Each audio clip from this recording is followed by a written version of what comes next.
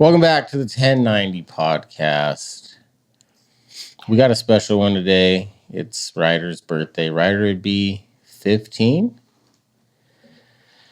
And so we're going to do an episode. I've never done an episode about Ryder specifically on this podcast. So obviously it's a special one for me and for us. And our intro today, I just asked you guys, I thought we'd do a little acronym for Ryder.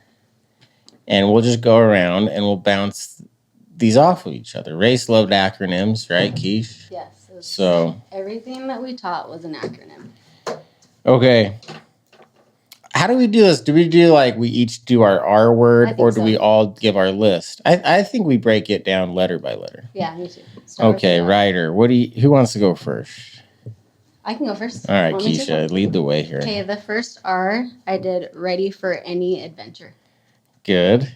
I like that one. I did radiant. I did radiant for my other R. This one, I had rambunctious on there, but I think that was just me trying to get creative with a fancy word more than anything. Not that he wasn't rambunctious, but I got weird. I put Race's son, Rand's bro, Reagan's friend. Cute. I love that. And for some reason, I thought friend meant more than cousin, because cousins, that's not up to you. Yeah. Friends, that's up to you. It's true. So I put Reagan's friend because they were really good friends. I love that because they had that weird special, not weird, but special connection. Yeah. Why'd you pick radiant? I just feel like I like that word so much for Ryder. I know. I just feel like whenever he'd walk into any room, you could almost feel how much lighter. It was contagious. Yeah. And that was what I liked about the word. People, you would just see this kid and it would kind of just, why am I having a bad day? Right? It would just kind of make you have a better day. Yeah. I love that you put radiant because on his headstone, we put everyone's better because they knew his light type of thing. Yeah, that was totally him. Which I feel like radiant really embodies that. Good job. I think Blue has that too. He just has this radiance about him, at least for me. Yeah, he does. But, and then what was yours, Keshia? I put ready for any adventure. Yeah. Always down. So I kind of but he was. I kind of use that for the word I have for D. But he was a little adventure boy for sure. Okay, I'll go first with I. How about that? Mm-hmm. I got inspired. Faith, what do you got? I had intelligent, and then I put creepily intelligent. He was in my parentheses. Almost annoying. He's you're young. I shouldn't be in an argument with you. Stop. But that was race, though. Yeah, exactly. Yeah. And my I is interested in everything. And then I put parentheses history. Such a curious boy. Yeah. He was interested in history? So much. Really? Yes. Especially mummies. In fact, I did not know this. Yeah, we had a conversation a couple months before the accident. We were all reading this book called, what was that book called? Oh, Science. So with Mel Gibson? No. Oh. Not the freaking movie. We were reading the book, and I can't remember who's the author, Laura something. Anyway, it talks about how people come to you after they pass away, what signs gotcha. to be given. And I was like, what do you want to be done to your body when you die, Ryder? He's like, easy. I want to be mummified. I was like, not the answer I was expecting. Yeah, mummified. That would be cool. He loved all things history and mummies and yeah. He would just come up to you and be like, did you know that in 1969 the British, and I was like, blah blah blah blah. Okay. Anyway, he's like, no, listen. Yeah, he's a brainiac. Faith, you want to go first for D? I put danceable.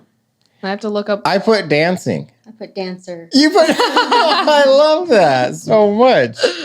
So why'd you put that? Faith? I looked it up because I had to look up what it meant, but it means what was the definition? It means you look at something or someone and you just feel like you can dance with them or dance with. You know what I'm saying? I love that we all put dancing. That just shows you. That's telling. Yeah. And I love the story that Shannon told at the funeral, because Shannon owns Synergy, a dance company thing. It's a great story. I love this. Was Ryder Remember this. was he like in the program dancing there at Synergy? So he was, maybe you should tell it. I'm going to butcher it a little bit. I don't remember it. I do. So I don't remember it as well as Shannon does. Yeah. But he had this dream of owning a dance studio one day, which who at that age has How old was Ryder at the time? He was probably what, like 10? 8, 9, 10 maybe. Little kid. Yeah. Little kid. But he went into dance class. He was participating. I think it was in this musical theater type class. And Megan was in there, Shannon wasn't. And he walked into her office, Megan's office, and he goes, "How does it feel?" And he just put his finger across the like desk. it's a scene in a movie. Like, yeah. How does it feel that one day I'm going to own all of this? that's so like kind of Shannon, if anything. Like that's something Shannon would do. Absolutely. Yeah. And then Keshia, you just put dancer. Is that what you? Yeah. That's what you put. Yeah, but I put dancing / daring. Ooh, I love that. I think daring's just part of dancing. Like you just have to dare to do it. Like That's true. in front of other people. But yeah, and I think it was a different letter you used, Keshia, that kind of described us about him. But he would try things, very curious, very daring, very brave boy, for sure. Like, who is the lead of a play? Only someone who's like extremely. That sounds awful. Like, it sounds so awful. Everyone's looking at you. Yeah. Every squeak in your voice or whatever, misstep. So brave. And I think it's like when I do public speaking, I don't get that nervous because I feel like it being scripted makes it way scarier. For sure. Because for me, like, I'm just going to say whatever and it's going to be whatever. But like, I have to remember these lines. Totally. Like that is. And people know the lines. And because like if you mess up, it's going to mess up the other person. Yeah. Mm-hmm. And man, yeah, that's. Fun. Want me to start with the E? Yeah, go for it. My word for the E is empathetic. My word for the E is also empathetic. I put energetic. Yeah. Mm-hmm. Keish, go first. Why did we put empathetic? He, from like a super young age, cared about other people. I remember taking my kids. It was like a big deal to go to the dollar store because we were poor. We didn't have a lot of money. I remember like when my parents would take us out, like you almost feel bad. Like, can I get a Sprite or probably just water? Or... Yeah. No, that's exactly. Can we afford this? That's kind of where I was getting at. Like, he would always be like, "Is it okay? Like, how's your money? Like, how's your wallet?" But I remember going and he'd be like, "I know that I only have $5. I've heard you tell a story about, I think Reagan's maybe similar to this. He'd be like, "What can I get Ran and Faith? And what do you want, Mom?" You know? Yeah. Or like when I picked him up from school, it was always like, "Hey, how was your day?" And he'd be like, "It was good. How was your day, Mom?" Like, yeah.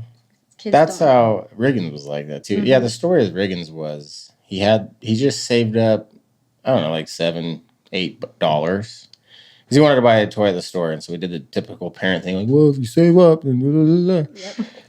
So he saves up, and then I think we were in like a drive-through to get food before we went to the store, and this homeless guy came up to our car. He was like, "Hey, I need money." I'm like, "No," and then Reagan's in the back. He's like, "Dad, he can have my money." I love that story. Like the money he's just saved up. I'm like, Riggs. That like was me and Courtney are just like, oh my God.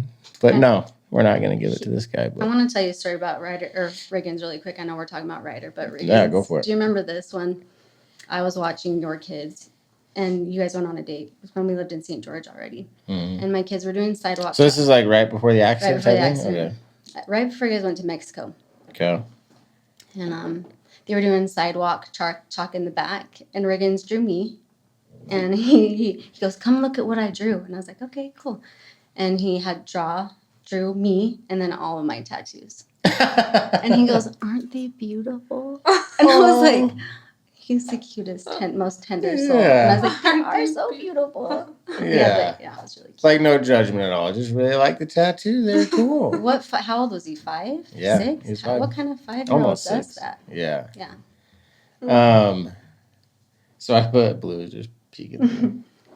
Yeah, so I put empathetic too. I think, yeah, and obviously I think being his mom and sister, you guys noticed this way more than I did. But for his age, just how aware he was of other people's emotions and feelings. And not just aware of it, but like would draw you a picture or would give you a hug. Like it was very like, wow, like this kid's very unique in that way. Yeah, very observant. I remember too, my friend Tara, a lot of people know her on Instagram. Mm-hmm. Her daughter died of cancer.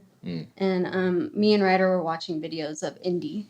And he would just cry, like big alligator tears as a little boy. Like he was just so aware of other people, how they might be feeling and how their parents might be feeling. And empathy is like a hard thing. I think it is a learned skill, but some people are born with a deeper sense of empathy, I think. Do you think? I think so. For me, it was just at the age of it is what made it very special. Was most people are gonna be empathetic, but later through experience when they've been through some shit. But Ryder just kind of was like that. He just like it was born, and same with Riggins, like it was born into them. Yeah. Faith, you had energetic. That was a good one.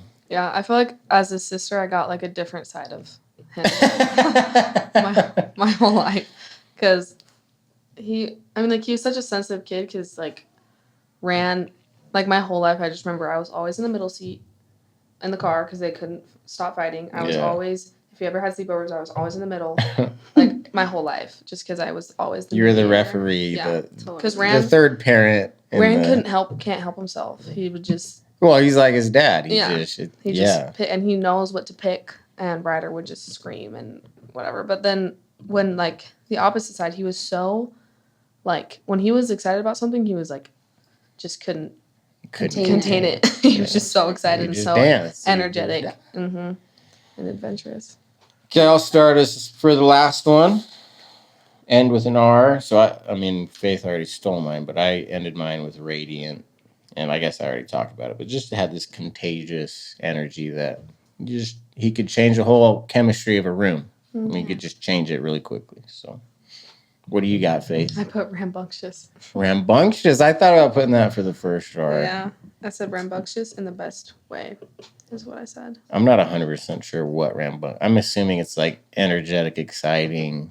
Right? I think another way of what you were trying to describe, which I love that word, by the way, is like relentless. Yeah. Because I remember like he would be talking over and over and over, telling a story, and I'd be trying to listen to a song in the car, and I'd be like halfway turning it up while he's talking, like, let's just listen to one song, and he'd be like, anyways, turn it all the way back down, as I was saying, in the 1940s. I was like, okay, in the 1940s. Did you pick, what was your R word? My R is rotten at keeping secrets. Oh, he was the worst. He was so bad. He was the ultimate. He couldn't contain it. No, he just couldn't. Like, I can't. Yeah. What is it when you give away the end of a movie? What's spoiling? Yeah, he was the worst. That's I don't want to tell you about basically. Anyways. That's a bad combo with Race, too, because Race would hate spoilers. Yeah. So I'm sure that was. Right, yeah.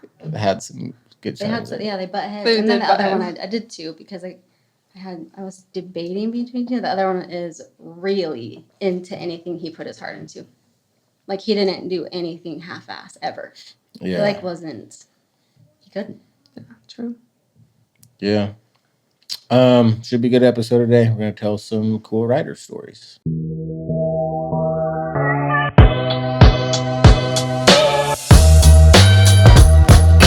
Life's 10% what happens to you and 90% what you're gonna do about it. Welcome back to the 1090 podcast. Life's 10% what happens to you, 90% what you're going to do about it. I have my sister-in-law, Keshia, and my niece, Faith, with me today.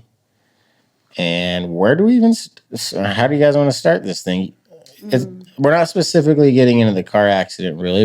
I want to, though. We're going to save that for the anniversary date. But today it's just more about Ryder and remembering him. Where do you guys... I know people send in questions, maybe. Do you want to do questions, or do you want to dive into some thoughts you have or memories? What do you guys want to do? Well, for whatever reason, there's like a memory streaming at me, so maybe it's just something I need to get out of the way. We can talk about it, and then we can maybe go from there. Okay. So something that I always think about when I remember Ryder, which isn't scary to you, like when you're thinking about him, like do you ever worry that you're going to start forgetting things? Yeah, and that's why. So I don't think it's a huge deal, but the panic about it. But yeah, and that's why. Like, have you guys ever like, you just haven't cried in a while, and you feel bad, like, okay, why am I not crying? And then I've gotten nervous like that, like like, why am I not crying? Are they slowly gonna fade away? Am I forgetting? And then I think, like, is it gonna be weird if, like, I'm 70 and I'm looking at pictures of Frankie and Reagan's and Courtney, like, and that's gonna be so weird, like lifetimes ago. Yeah. Type of thing. So I run into those thoughts a lot, but the panic of forgetting. So I often have to post about it, or I have to write about it, or whatever. Anyway, because I have that panicky feeling. I think of Ryder. This is one of my most profound memories. He was the lead role in Oliver, so he was Oliver Twist in Oliver, and he performed 2 nights at the was it called the Nutcracker? I don't remember. The Nutcracker, the festival that they do here. in St. George, Yes, I think it's the Nutcracker. Anyway, it's a huge festival that they do. it's a big deal. It's a big deal. If you're in St. George, you're screaming at your phone right now, like, why can't she think of it? But anyway, he performed 2 nights, and this was the first time he was ever a lead role.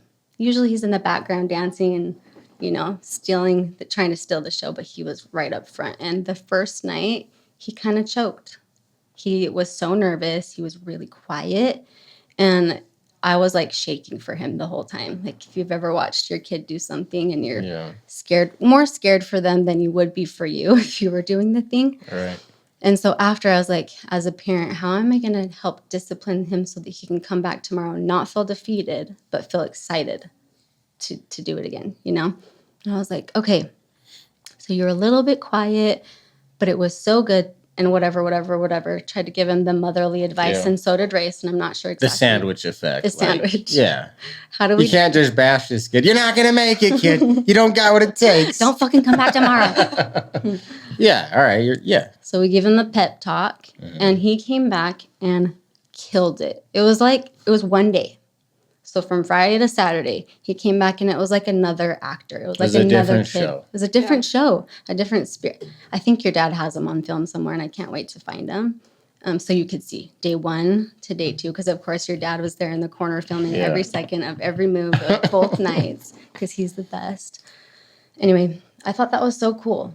Because for me, if someone had told me maybe, like, it didn't sound so good, or you felt shy, or you felt quiet, I would be like, I'm not going back to do that tomorrow. Like, in front of all those people, I feel embarrassed, I feel defeated.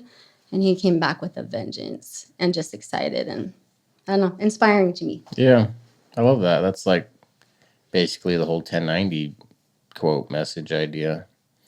Yeah, I remember we went to one of Ryder's shows. Frozen. It was Frozen, yeah. Mm-hmm. And Reagan's was hooked. Edge of his seat. I remember you're like, what are we going to do? I was getting nervous. I'm like, because I wanted to play basketball. I'm like, Courtney, this is not good. Look at him. And she's like, calm down. It's fine. Regan's was so cute. But he thought Ryder was like this famous big deal. We were up on the top row. I think you were with me as well. Me, you, and Regan's.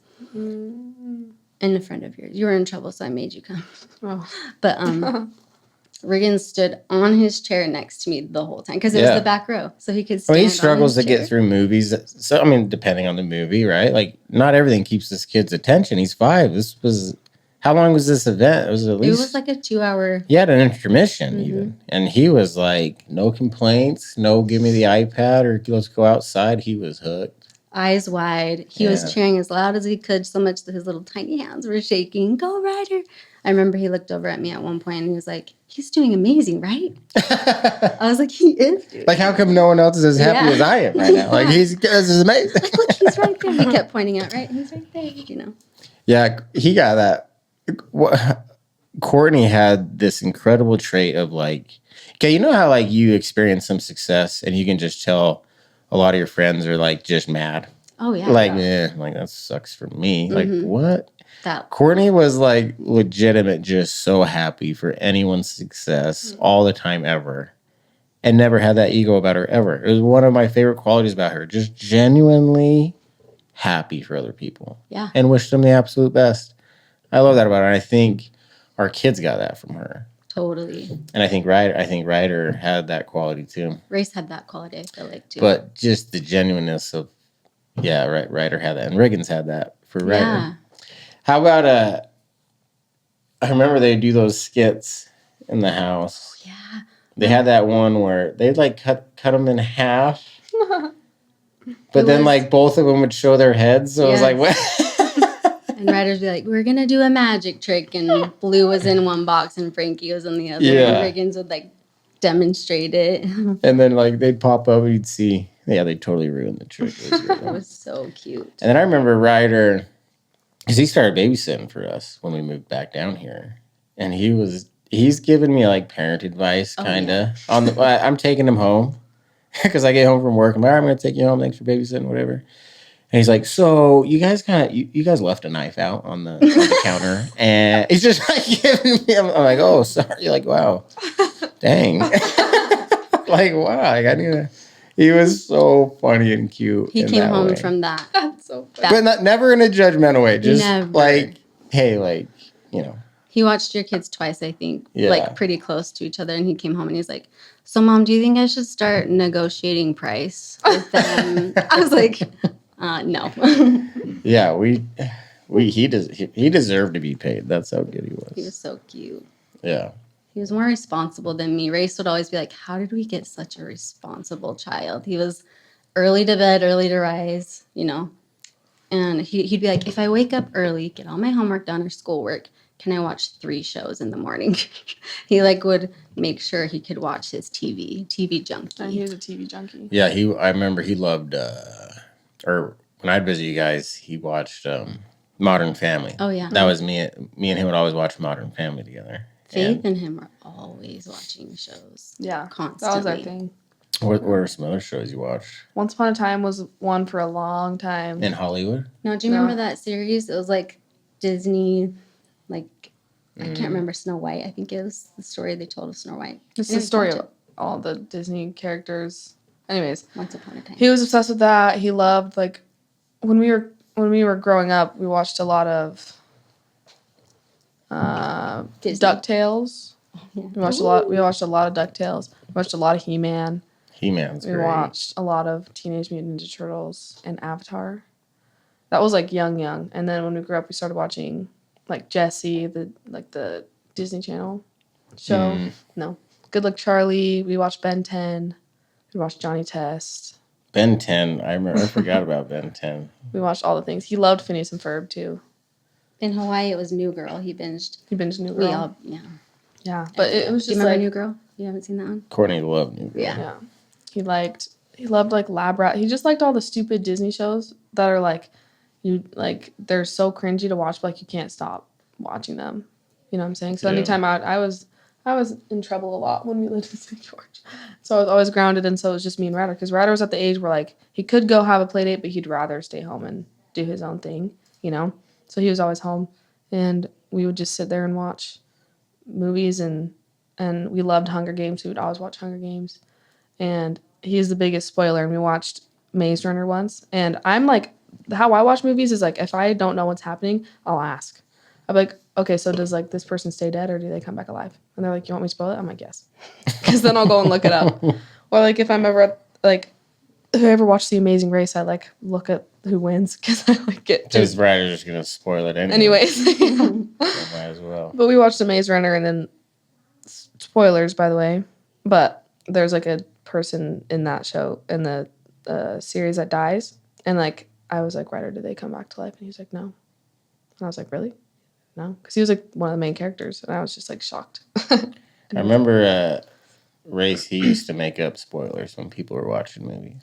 Like, oh, did he die yet? And they'd be like, oh, yeah. I'm like, dude, this is just totally not what happened at all. That's funny. Who's a bigger prankster out of... Because Race was a prankster. Was Ryder a prankster, or was that more of Rand? That's more Different kind of different pranks. kind of, yeah. What do you... give us some examples here. Ryder liked magic tricks, so he had like a book of magic tricks. Okay. Race liked to actually mess with people. Yeah, Like, that was they Rand is he too, serious? probably. Yeah. And Rand's Yeah. like that. Like if you Yeah. don't know him, you'll hate him because you're like, they're mean or whatever, you know? Whatever. Yeah. Yeah, there was a cool story too. Rand and Ryder are close in age, so they fought relentlessly as brothers do. You Yeah, know? it's like Sage and Race, probably. Exactly. And like Onyx and Finn, like your mom was telling me yesterday. But there was a story in Hawaii. Race and Ryder went to the beach. And I stayed back with the teenagers. I was doing some work, some yoga stuff. And Ryder got stung by a jellyfish. And so Race called me panicked, like, what do I do? And Ran heard that phone conversation just on speaker.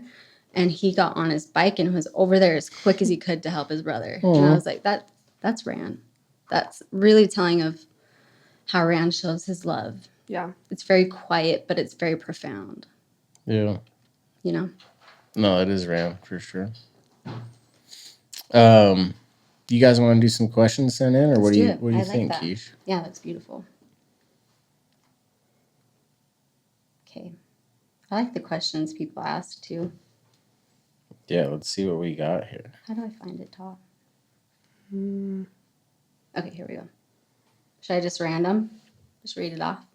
Yeah, give us the question too. Okay. Someone asked, how did he become so in love with all things theater? Maybe you could answer that, Todd. Probably from all the movies. Yeah, we grew up on strictly Disney. Like even Ran, like we watched every single Disney movie over and over and over. Top and over 3 and over. favorite Disney movies. Him or her? Right now, us 3. Ooh, I like that. Let's make it quick. I'm gonna go Hercules. I was gonna say Hercules. Nah. I mean, nah. Give me some Lion King. Oh, I'm just thinking too quick. I want Iron Giant, but I don't think that's Disney. No, that's not Disney. I don't think. Okay. Incredibles isn't Disney. Pixar. Give me Aladdin. That's I good. love Aladdin. I'm gonna say like Beauty and the Beast. Classic. Moana. Is Moana Disney? Yeah, Moana's good. Robin Hood. Robin Hood's good too. Yeah, I loved Tangled. Oh, I have that tattooed on my leg. It's a good pick. It's a good pick. Probably. I also loved Princess and the Frog. I don't know if maybe I've seen that one. You haven't seen Princess and the Frog? What? That's a classic. And I honestly really love Coco. Oh, is that the one with the dead people? Mm-hmm. Yeah, that is a good one. I loved that one. I have this one specific memory of I was babysitting your kids at your house in Salt Lake. Yeah. And I had that on repeat the whole time I was there. And Really? because Blue was just like obsessed with it. He was young though. And so like all the colors and the music. Yeah, he'd get hooked just, on like, one movie stare at it, and write it for a week. And so I just remember like and I think it was like one of my first times ever seeing it, and the end is so sad. I was just like holding literally. You know about Coco? It's a good movie though. It's a great the last Disney movie I watched with Ryder. Do you remember when I'd babysit you, Ran, and Ryder? Me and Courtney? I think me and Courtney were in high school maybe. So yeah, you were. Vaguely. And you wouldn't remember. You were tiny. I was little. Yeah. Race used to say, let's get Mason Court because they'll come like a good excuse to make out with no supervision. Ray's always looking out for me. Okay, so Ryder in the theater. How did you get into theater? But and he's also musically talented, and I was always like I've been singing my whole life, and so like he would always dress up in my dresses, and then we would play musical princesses, and he'd wear a scarf on his head to pretend he had hair. It's an interesting time. and he would just sing and sing and sing. And then when I went to Tuacahn, I think he honestly wanted to follow in my footsteps, even though I like watching theater. I like going to plays, but I don't love performing theater at all. Actually, I hate it. It's like my worst nightmare. Yeah, it doesn't sound fun. It doesn't. It's not. And I've only done one play, and that was Beauty and the Beast, and I was the bartender in 6th grade. What was your line? I hit people on top of the head with a beer. You must have been really bad. No vocal. You don't say anything. No. Just hit some people and stand over there. I just remembered. Do you remember not Race? I get all 3 of their freaking names mixed up. Race, right? For some reason, when I'm with Carly, when me and Carly in the same room, like Courtney, like I just want to say Courtney for some reason. It's confusing. Their names like always have done that. Totally. And Keshia, Keshia. Yeah. Court. Not Casey. Good. But his first role, wasn't it Toto? Yeah, it was Toto. And all he did was bark. Wait, slow down. Toto, the dog. Wizard of Oz. Oh, from Wizard of Oz. And we had to sit. Race was like insisted we went to every one. Oh, this is so Steve Sawyer-esque right here. I just remember the one. We're going to everyone. We're watching the whole 2 hours to watch Embark for And the we're 10 recording. seconds. We're going to stand and He clap. was such a cute Toto. Well, I just remember. Oh. I just remember there's like a separate. There's like when the parents can come, and then there's like where all the students go. Oh, Does yeah. that make sense? And Yeah. me and my friend, my roommate now, Amanda, we went. And I remember like I could see him scanning, and I could tell that he was looking for me, and like he made eye contact with me, and in the middle of the play goes and waved so excited at me. It was so cute. He was a great Toto.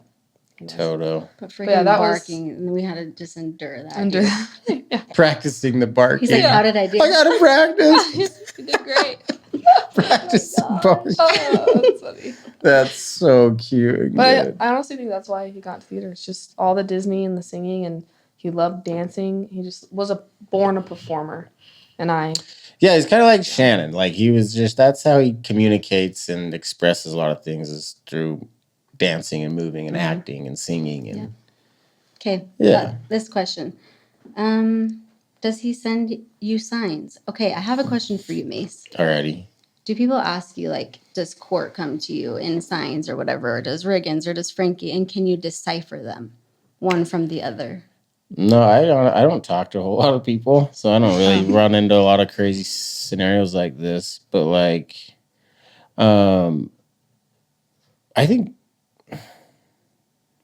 so. Some of the things that I connect with Courtney on are the dragonfly, the butterfly, Okay, I just had to remember. and a this. hummingbird. Yeah. Remember when that series of songs? The dust. Oh my god! Do you yeah, remember that? I do. I wish I could remember right now what it said. I have the That video on my phone. was so wild. Should I? It might be worth Yeah, trying to I feel like it's it. worth it. And while But- you're doing that, yeah, go ahead. No, but for me, I don't. So like, I have those things, but honestly, I just talk to her a lot. So Like I in feel your car? like, yeah, or just in my head, like cleaning pools or whatever, or if I see someone with a similar haircut, or if I just have so many memories with her. Like if anything sparks a memory, just Yeah, or if it's like Blue's graduation. Yeah. Or, yeah. It's beautiful. so I think because of that, maybe I think that's how. I think if I didn't talk to her so much, I'd have more of these memorable moments of connecting with her in those different ways. But I feel like I connect with her a lot throughout the day. You know what I mean? Totally. You know what I mean? It's kind of like people go to the cemetery to feel people, but we don't have to go to the cemetery to feel people. It's Yeah. not, you know? Exactly. I wonder if I've been thinking about this. This is not about Ryder, but like you said dragonflies and you said hummingbirds and you said something else, but those are so common that people feel spirits or angelic from those things. I wonder if those are like more spiritual creatures. Then we realized. Then we type of- realized. Yeah. But I'm always like, I always question it. Like, is this just wishful thinking? Me Am I too. just missing them? I just want it to be them type Yeah. of thing. So I just kind of like can't even let myself enjoy the connection for some reason. I don't know why I do that, but I'm like, this might just be bullshit. But I sometimes do that too. then I'm like, it doesn't matter. Like, as long as I'm connecting with them, then It was think, felt. I think that's the most important thing anyway. Yeah, I So- agree. But I talk myself out of it too. Like if somebody sees like a sun flare on a picture or video on my Instagram, they're like, "Did you see your angels?" And I'm like, "I saw the glare on my phone, and that was cool." I guess like the reason I'm so skeptical is if we're just going to try to make everything a connection, then you kind of lose the power of it type of thing. Yep.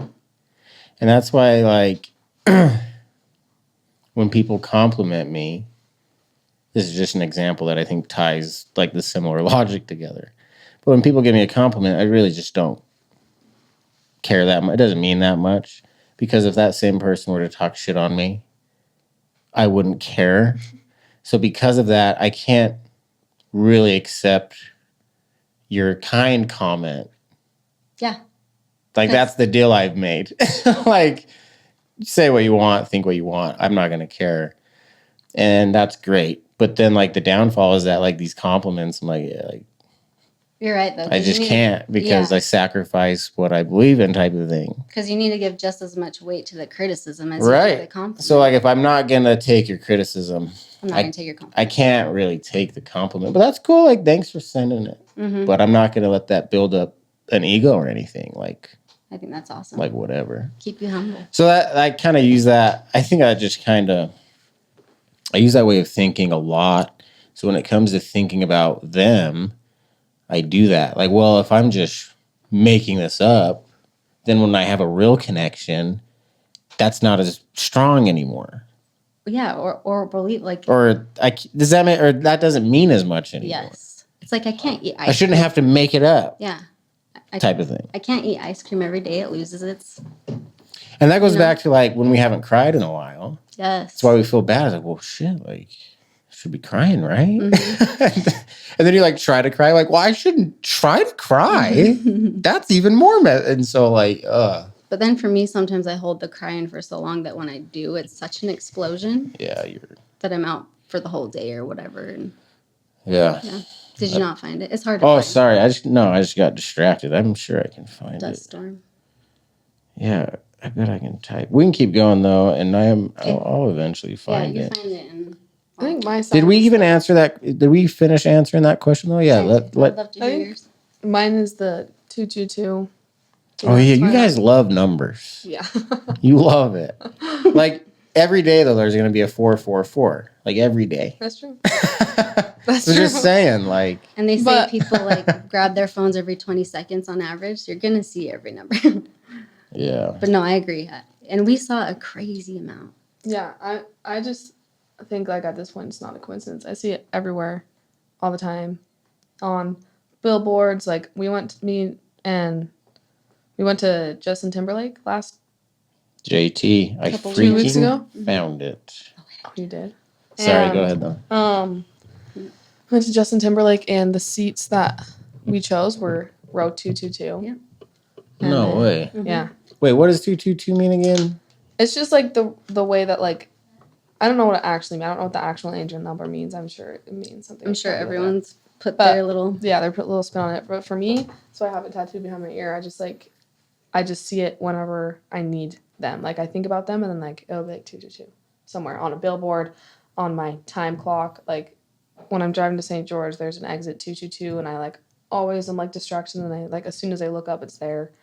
Like it's just like weird coincidences that I'm just like weird. And then like my friend got this like little makeup thing and then like you know how they have like different numbers on which one it was 222. It's just like crazy. Yeah. Things all the time. I have a lot of connections with music with them. Like I'm cleaning pools the other day, I get into the truck, I turn it on, and I'm Forever Yours Faithfully starts playing. Like that was me and Courtney's song before. It was? Before Metallica, Nothing Else Matters. And so I just like, oh wow, like just had a moment there. And just like, oh, like miss you too, Court. Like how like just started talking to her like a crazy person in this truck. People are driving by me, like, what the hell is it? But I always have my AirPods in, so I think I look fine. Like, oh, he's just on a phone call. Yeah, kinda, I guess. I love that. But I have a lot of speaking of music. Yeah. Okay. So this was look, the date's right here. February 10th, 2022. There's 3 2s. 2022. What?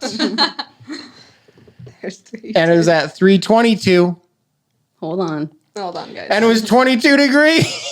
Wait, I'm not making this up. Look, 22 degrees in the corner. That's crazy. See, 22s. Like, just saying. Together, I always see it. Always. That's crazy, actually. Okay, so this was February 10th. And I have my phone on shuffle. So it hadn't even been a year. Yeah, and like you can see, like I have 1,878 songs at this time, and we're on the 21st song. So, yeah, here we are. So, the first song, and I'm with Ran, by the way. Oh, really? Ran's in the car. Oh. I think I'm taking him to a football practice or picking him up or something. Yeah. Anyway, Ran's in the car. And we hit this streak of songs. And I'm like, do you realize what just happened? And he's like, what? I'm like, dude. And I rewind all the songs back and I record it. Because it was a little weird. Okay, so the first song on the shelf was Dust Storm by Third Eye Blind. And they died in a dust storm. Let's see. Second song is Now That We're Dead by Metallica. Okay, so Dust Storm. Dust Storm, Now That We're Dead. Oh, it's going fast now. Third song, Don't Forget Me by Red Hot Chili Peppers. Oh my What the gosh. heck? Fourth song, Nothing Else Matters by PJ Roxette. It was like it was like a cover song. Oh, But the okay. song is Nothing Nothing Else Else Matters. And then, yeah, that was it. Okay, so Dust Storm. So, Dust Storm, Now That We're Dead by Metallica, Don't forget Don't me. forget me. Don't Forget Me by Red Hot Chili Peppers. Nothing else matters. Wow. Nothing Else Matters. That's crazy. I All don't, in a row. I don't remember that. Yeah. So that was like, Wow. I'm like, whoa. Like, That's so wild. I mean, yeah, like, is there a chance that just randomly happened? Yeah. And probably about as good a chances of 5 family members dying in a sandstorm. Like, yeah, you can look at it that way. But, like, I don't know. Like, that was pretty impressive to me. Like, damn, that's... It makes me wonder how it all works because a month before the accident, Ray sent me a text that said, I want to have a number with you that if anything ever happens, you think of me. I'm like, okay, Yeah. like that's kind of weird and uncharacteristic. And then the number is 41. And I swear I see it everywhere. I swear I'm not making it up. No, you post about it. Yeah, it's Mhm. awesome. Yeah, it's Like, crazy. what is this? So I wonder how it works. My weird one is Courtney planned that trip to Mexico. We never planned trips. Not because we didn't really have a lot of money. Like, we just got married, just got done with college, just started these careers. Like, maybe just on the cusp of getting comfortable financially, but didn't really have money. We had kids, and we didn't really care to travel that much. Like, we just loved being at home with the kids. But she planned that trip, just me and her, and then Casey and Tolman came with us. But, like, such a fun trip, just me and her, and the things we talked about. I think about that a lot. Like, that's weird that we got to have that trip before the car accident. And a lot happened on that trip that I grateful. needed to experience. Yeah, same with us as a family. We had that trip to Hawaii Yeah. for a month that we The couldn't month really before. afford either, but Yeah. we made it happen. I actually just said yes, and then I was like, Race, we're going to Hawaii. And he's like, I guess we're going to Hawaii. That's how you have to do it. You just have to buy the airplane ticket. Like, hey, Yep, non-refundable. We're going. exactly. But so people have reached out to me on Instagram. I don't know if you've heard this or you, but they say that, and it has gone 100%, like 100% of the time it's real, that you get a last trip. Really? That everyone who's, like, all my widow friends had a last trip with their person. Weird. Yeah. And when I took this job at Nets on Fire, we couldn't move into that house because we got that house, but we couldn't move in for a couple months. So we lived in that apartment. Yeah. And looking back, I think we Blessing. just on top of each other in that little apartment Yeah. for a couple months. It was so fun. So fun, so small, so tight. So fun. Like, wow. Like, I love that. that would have been better than the house we would have got. Like, that was fun. Another question? Okay. What was his favorite musical? Maybe we've talked too much about musicals. Hamilton. Was it? Alexander Hamilton. I Oh, think Just That's- you wait. that's racist. I was think right Court back. liked that too. Courtney loved that one. I love That's probably why I Hamilton. said it. Right? Jared Hansen. He was the bastard. Something. And or Newsies. Son of a whore. son Scotsman. of a whore.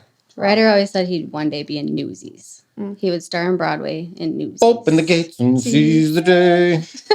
Sing it top. Me and Courtney memorized a dance in that movie for extra credit in Miss Clifford's history class. Shut up. Did you have to perform it? Yeah. Crushed it, of course. That's so good. Ooh, I like this one. Let's All do right. this one. It said, what made his relationship special between each of your family members? Well, we have a lot of family members to get to, so maybe we have to What if we just slim do it down, like but- your family and mine? Maybe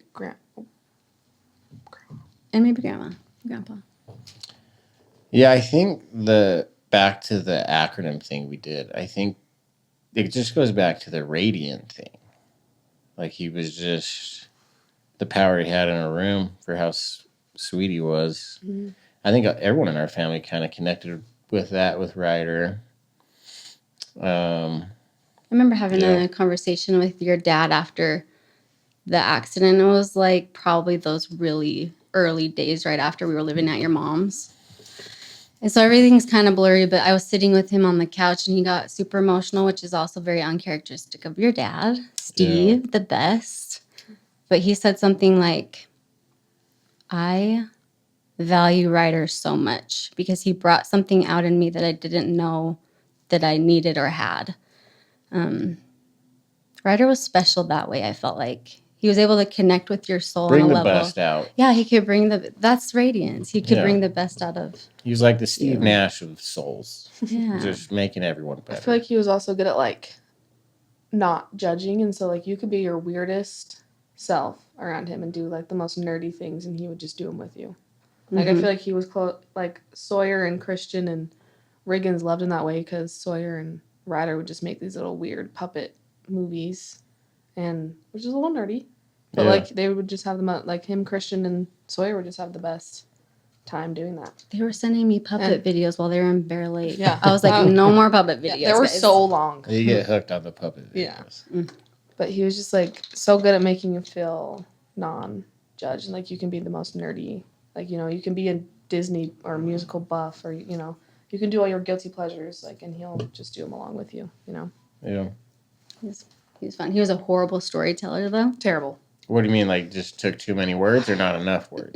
No, he would just Race is like, how do I teach him how to tell a story so that we don't have to sit for 2 hours? It was Tuesday at 2:00, Yes. and Yes. the birds were chirping. Yeah, I had a rip in my jeans, and there was like a scuff on my. We're like, okay, bro. A red car drove by, and then a gray one Yeah. shortly after. Like, Race- dude, this is a song about you fell off your bike. Like, what are you talking about? Race is like, we don't need to know. And I'm like kind of more Courtney-ish, where I just sit and like listen. And Race is like, I can't do it. I want to watch the rest of this game. Like, I gotta watch this fight, so hurry up. But anyway, okay. 8:00. Birds Let's do. If you see one that you love, just holler at Tot. chirping. Favorite meal? Oh yeah. Why do you call Faith hot real quick? Do you want me to say or no? Yeah. Oh wait. Oh yeah. Forgot the origin of the nickname. Yeah, I did. That's For a fine, second. So I called Faith Tot, and a lot of people on Insta. That's like my number one question. If I post something of you, Faith, they'll be like, "Why are you calling her Tot?" And I have a lot of nicknames for Tot, by the way. I know you told me before. I just cannot remember. Yeah. So first of all, she might have been the cutest baby of all time. Yeah, Race fell for you. Yes. I think he fell in love with you more than Keshia at the Me beginning, too. maybe. Like, I honestly think so. Like, he Yeah. fell in love with you first. But she was the most pretty baby. People always be like, Faith should be a model baby. Like, she had these long eyelashes and this perfect blonde curly hair, and it was perfect. And she had these cute little tater tot toes. oh, there you go. And so I started calling her Tot. But I'm kind of like you. I have a nickname for everybody. Yeah. Top. I love nicknames. They're the best. Yeah. You nickname the people you love, I feel like. Yeah. But yeah. Okay, so that's Tot. What was I saying? Oh, his favorite meal. What's his favorite meal? Riders? Yeah, I'll tell you. I have no idea. Cereal. That's probably Rand's. I think he That's lives probably off mine. of cereal. Yeah. And me too. I love cereal, cold cereal. Race used to get so annoyed because when I was pregnant, I would crave cold cereal constantly, but then So I'd eat it what and be cereal? cold cereal. Is there a thing that goes with Oatmeal. it? That's not cereal. That's oatmeal. You can Oh. eat oatmeal as a cereal. I thought you call it cold cereal. Okay, cereal. All cereal is cold. Okay, Just be so nice, Faith. You're right. I craved cereal. And then I would get real sick, and Race would be like, you gotta stop doing that. You gotta stop doing the cereal thing, and then complaining that you're sick. But anyway, his favorite food, Race actually loved to. Do you remember how he would do the picture thing, and he would edit pictures and then send them to people? He used to do it for me all the time, and like make fun of people. Yeah. Put different heads on like a Trump body. He did that to Tot. Yeah, he thought it was hilarious. He thought it was, and he would spend hours like, "What are you doing?" He's like laughing at his phone. Just he did one for Ryder where it was Ryder's head and a big ass bag of Takis, and he's just reaching in.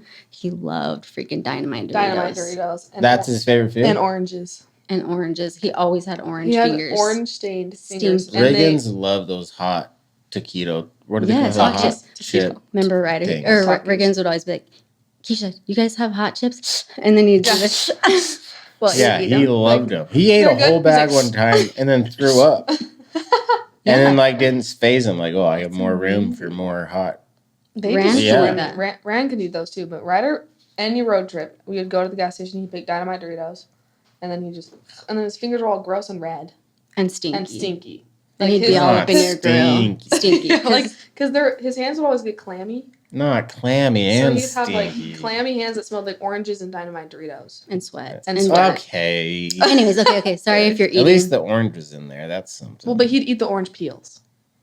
like the whole The orange. whole orange. The He'd whole eat the thing, orange and so and then would he'd Ray. I didn't start. even know that was a thing. Mhm. It's not a thing. I think It shouldn't be a it's thing. disgusting. It's He just eat it like an apple. Mhm. pretty much. No. He'd peel it and then he'd like Suck suck on the. on the peel and then he'd eat it. It's gross. It was weird. Like maybe if I was like on a life raft day 3 in the ocean, I could. Yeah. But like, there's other things to eat. I know. Yeah. What was that stuff Race ate from Hawaii? That was Seaweed. oh, that was it was brutal. terrible, and it was wasabi seaweed. Wasabi. Some- What's up? He bought like a whole Costco size of it, so Oh, he was that's so just. gross. I don't even know if he liked it so much as he was determined to eat it because we got the Costco size of it. Yeah. You know.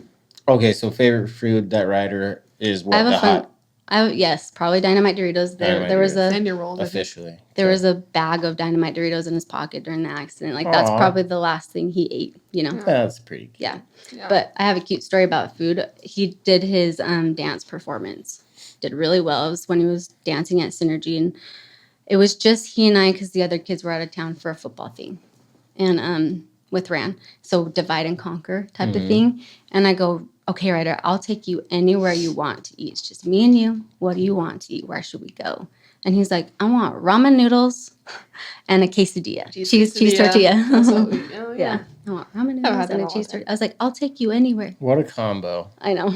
That was our thing. Like My kids. my mom's rolls, and Ramen noodles. my mom would make ramen noodles on the stove, not in the microwave. She'd make them on the stove, so they were better. And then Cut in she'd make us a triangles. cheese tortilla, cut it in triangles, and we dip the cheese tortilla in the ramen. Yeah, so I there you did go, guys. If you want a really unhealthy. Yeah, it's pretty good. Snack. I might have that today at Oh, some yeah, there you point. go. Let's do one more question and then I'll switch the battery. Okay. Let's do. Ooh, best lesson he ever taught you. Do you guys have one? I think just the death learned a lot from that moment and experience and how I mean I have this with Courtney. I have this anger with Courtney maybe more than anyone. But like Courtney was just such a good person. Like The best. so good. Like find someone that doesn't like her. Good luck. Like Seriously. she was the best. And she died. And so one thing I learned from that is like, oh, like being good doesn't matter. And that's something I learned from Ryder. Like such an innocent. And we've talked about him for almost an hour now. Like just the sweetest boy that didn't deserve anything that happened to him. And that taught me a lot. Like, wow, okay. Because I used to really think, like, if you were good, like, you'd get blessed and, you reap what you sow type of thing. And for up to the accident, that's kind of how my life went for most of the time. And then it was like the whole, like, thing.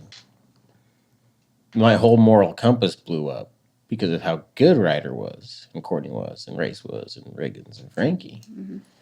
And so I think what someone like Ryder can teach you is, okay, being good didn't matter in terms of getting a blessing or getting a miracle or something good happening for her. Like if he deserved any good karma, like if anyone deserved it, it was Ryder, and he didn't get it. Yeah. So like, okay, it actually doesn't matter if you're good or not good. And then you still have to choose to be good. That's what Courtney did. Yeah. That's what Ryder did. They were never good for recognition or because they knew they'd have a podcast about him one day. For sure. They were just good. Yeah. And I think they kind of knew, like, yeah, like, it ain't going to save you in a car accident, but we're still going to be good. And that's something that really changed my outlook on life and what it means to be a good person,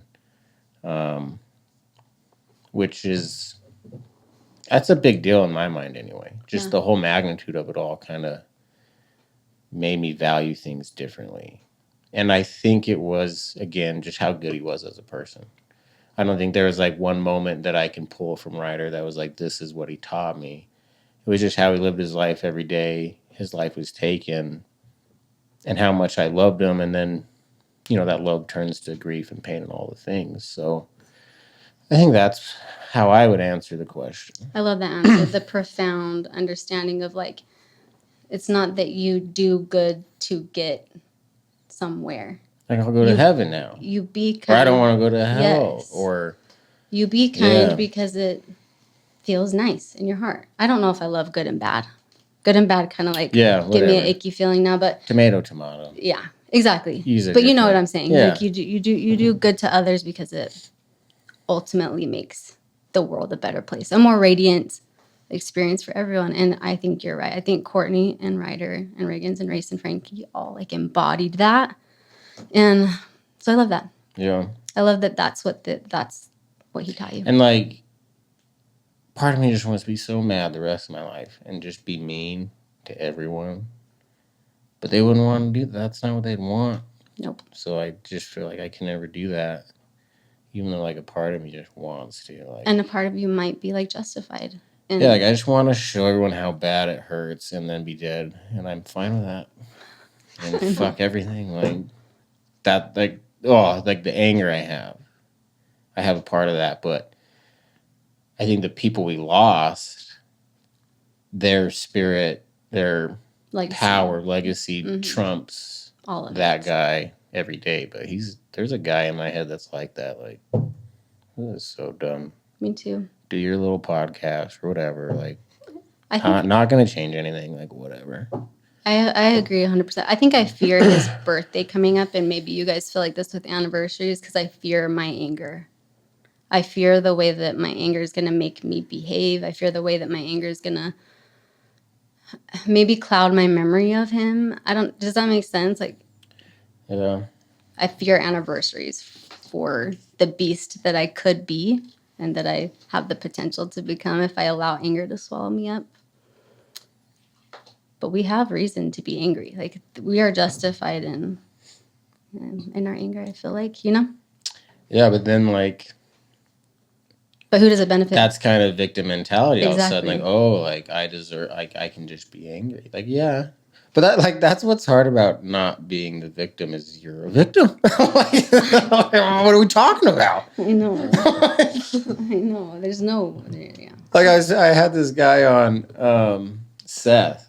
And he's just brutal childhood, like just getting sexually molested, and I forgot where I was going with this. Should we stop it? No, heck no. No. Seth, you had this guy on. What were you just talking about? What were we talking about right before that? You have the best memory of us all. You were fixing your hat at the time, and so I was focused on how sweaty your hat is. What are you? Hey, I clean pools in this hat. Why is that's disgusting? Every single one of Race's hats that I'm gonna bring you some.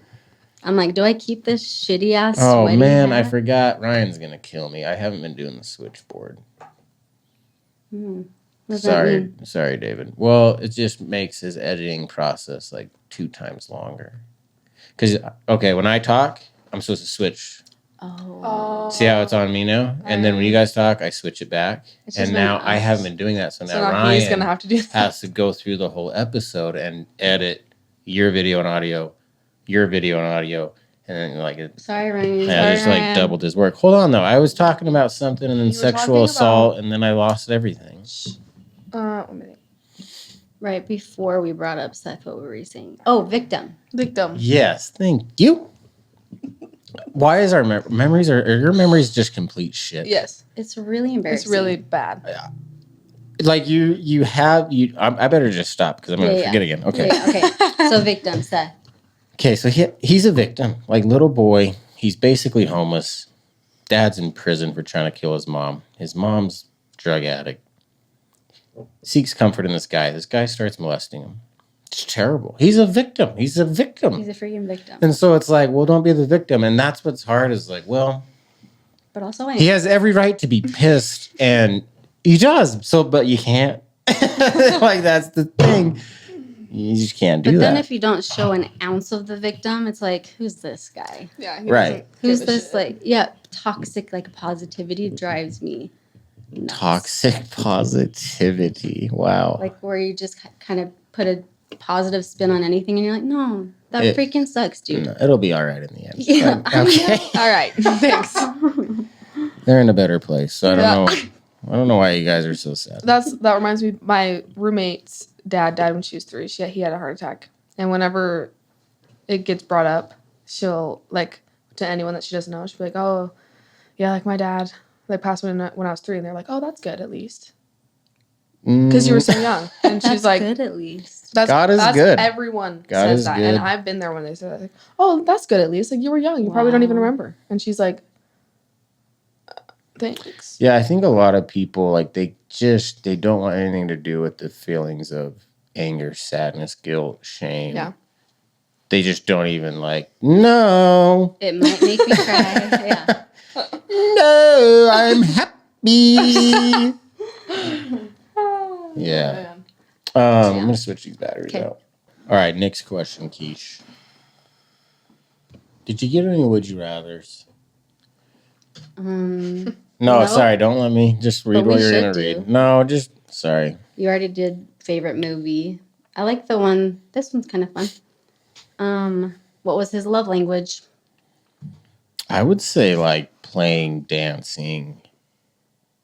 Right? Like with So if you were to sum that up in a love language, though, so it's yeah, so the 5 Service. love languages are touching, service, service, Quality time. quality time, Gifts. Receiving gifts, physical Ooh, touch, No, she already said that. physical touch. acts of service, gifts, Words of affirmation. words of I affirmation. think time spent together and wait, read the list to me again. Words of affirmation, Maybe gifts, acts Ma- of service, acts of service. physical touch, No.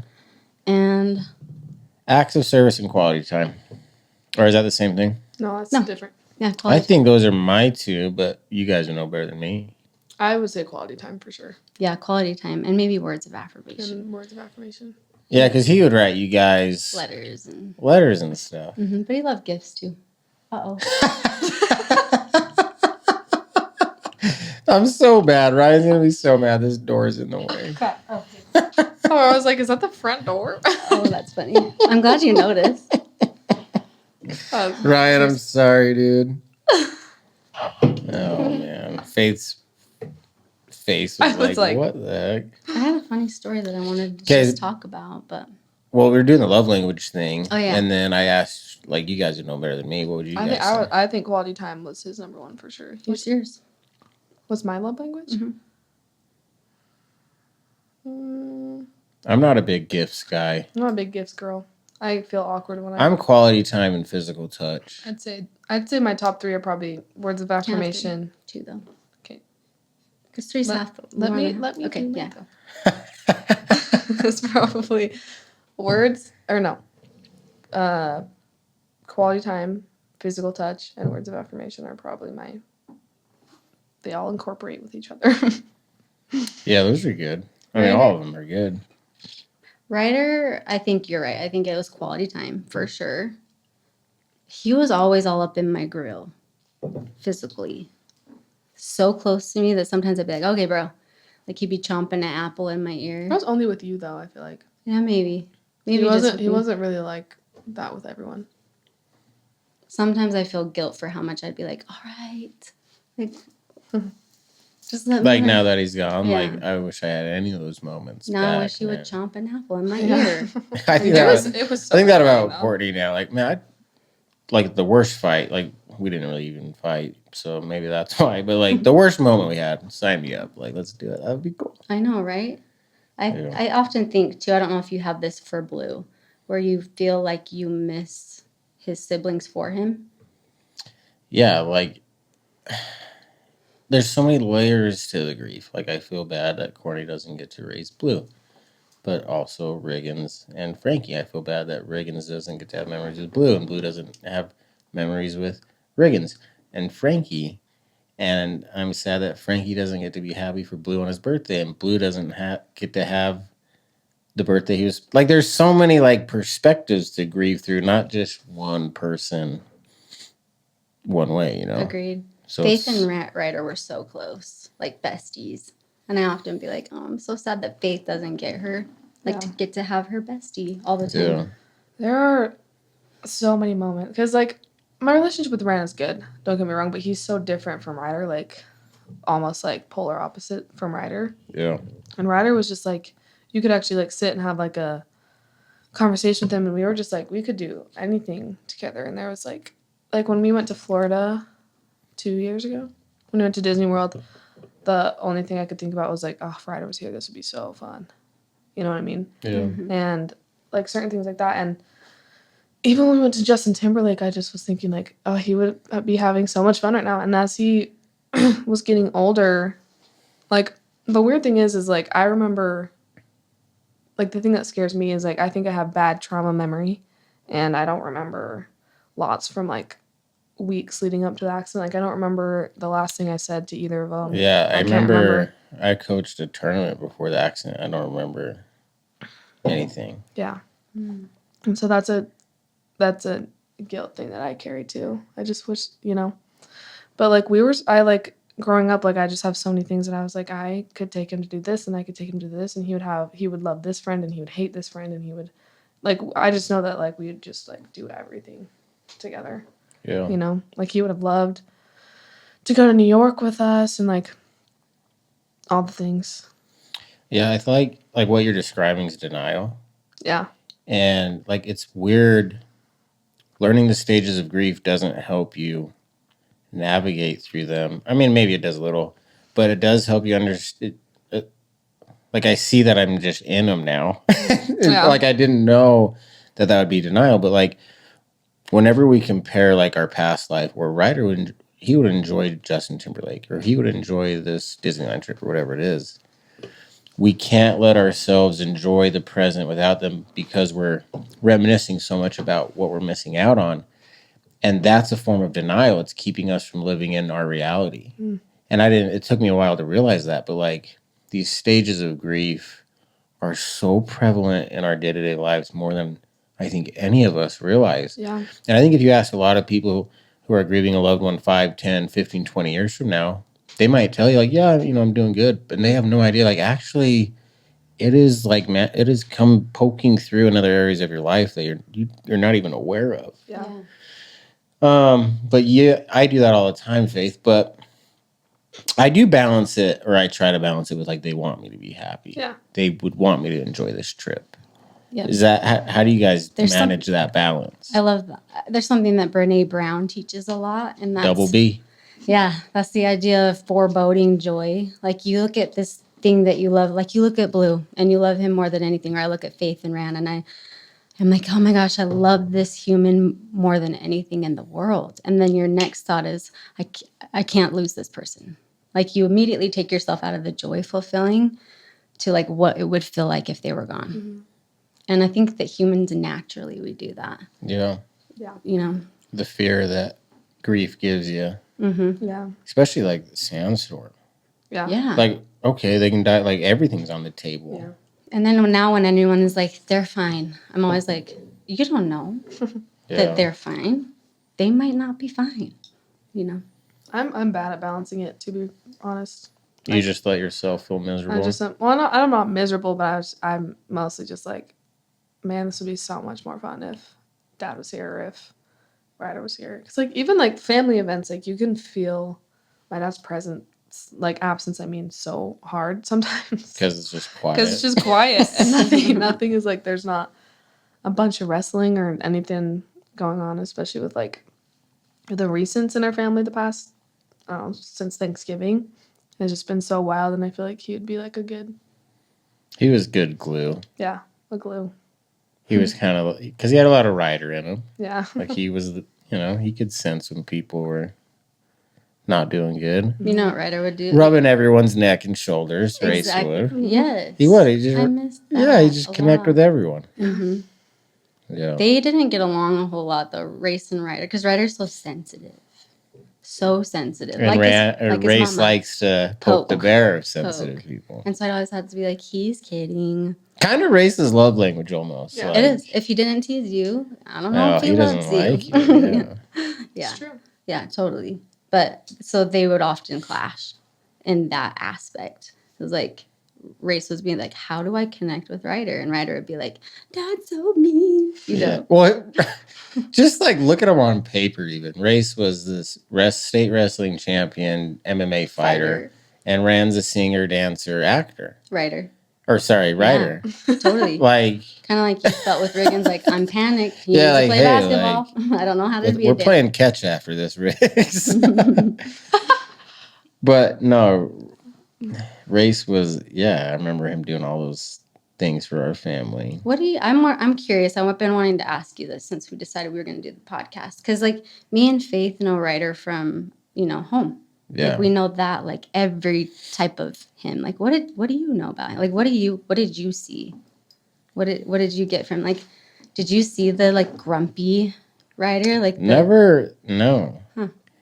And like it was weird because, well, I mean, when he get in little like fights with his cousins, like I saw him get upset, I guess.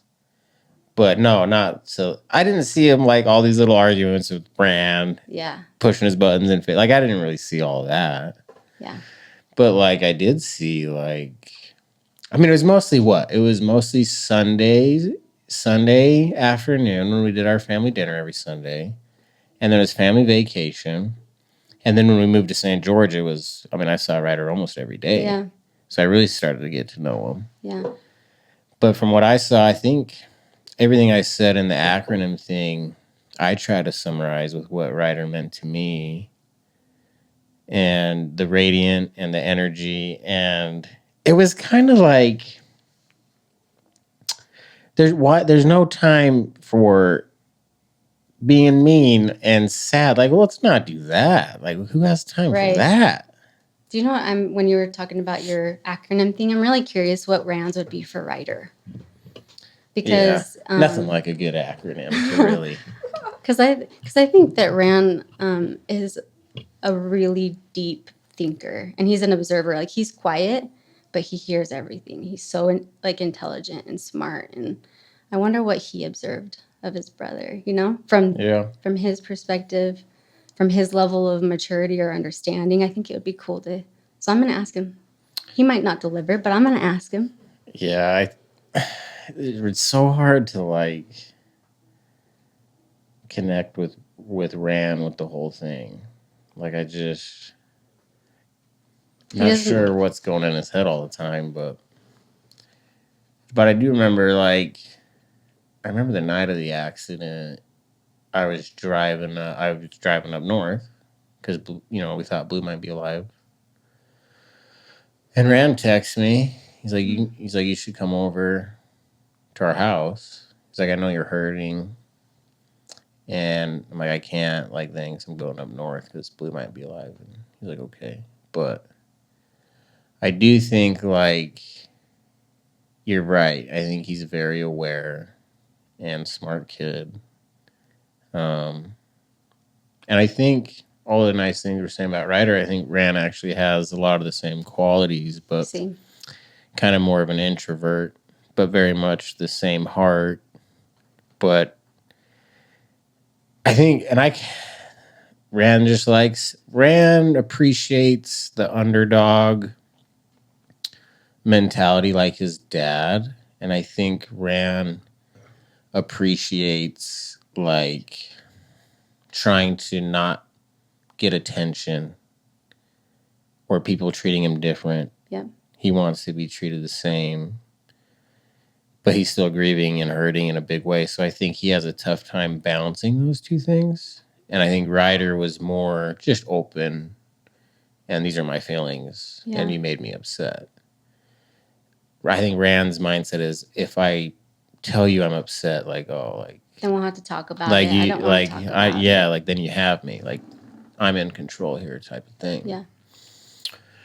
Which is a really good quality to have. It just makes it tough when it comes to grief. Like it's talking about it type of thing. But But yeah, I think Rand has a similar heart with Ryder in a lot of ways. I do too, and that's why I brought it up, because I think that I